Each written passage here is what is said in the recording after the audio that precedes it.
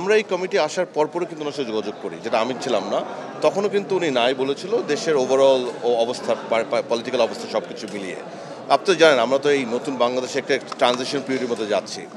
However coincidentally আমরা আবারও ওর সাথে যোগাযোগ করি হামজার পারফরমেন্সের পরে, খেলাটার পরে। বিকজ আমি তখন ভাবি যে হামজা যখন সেখানে খেলতে পেরেছে, তাতে সমগ্র বিশ্বে যে সাড়া পড়েছে, maybe he may change his mind now. তখন আমি আমার সম্বন্ধে সবাই জিজ্ঞেস করি যে আমি কি একটু আবার ওর সাথে যোগাযোগ করতে পারি কি পারি না। উনি আমাকে বলছে of course, why not, there is no problem.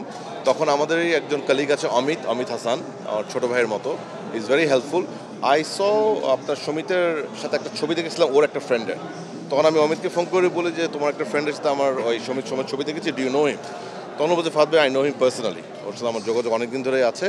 But ও একই কথা বললো যে ও তো আসবে না ফাদ ভাই, এর আগে তো কথা হয়েছিল। আমি বললাম দেখো এখন যদি হামজা এসছে, এখন কি we don't lose anything, let's make it A try.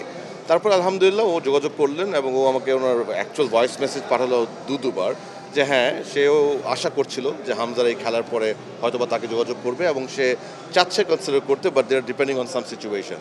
তো কয়েকটা কোয়েরি দিয়েছিল, সেগুলো আমরা জানিয়েছি। তারপরে উনি এই মিড এপ্রিল পর্যন্ত সময় নিয়েছিল।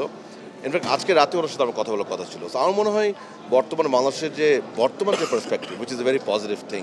এবং একই সাথে ফুটবলের আমি আপনাদেরকে ধন্যবাদ জানাই যে মিডিয়া এবং সোশ্যাল মিডিয়াতে ফুটবলে যেভাবে পজিটিভিটি আসছে, I think this encourages people who are abroad. So আমি আপনাকে এর মধ্যে ধন্যবাদ জানাই।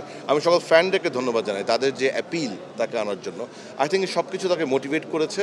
এখন আমাদের দেখার বিষয় হবে যে কতদিন লাগতে পারে আমাদের ওনার প্রক্রিয়াটা সম্পন্ন করতে, এবং তারপরে ওনার অ্যাভেলেবিলিটি কখন, যে কোন কোন খেলায় আমরা তাকে আশা করতে পারি। So will work on that now. Thank you.